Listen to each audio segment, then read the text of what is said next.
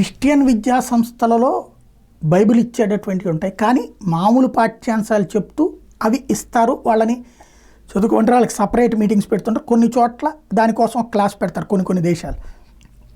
ముస్లిం విద్యా సంస్థల్లో పర్టికులర్గా ఉర్దూలో ఖురాన్కి సంబంధించి బోధించే మదర్సాలు ఉంటుంటాయి. సరే, హిందువులు కానీ ఇతరత్ర మతస్థులు అట్లాగా తమ మత బోధనల్ని విద్యా సంస్థల్లో చెప్పడం అనేది ఉండదు.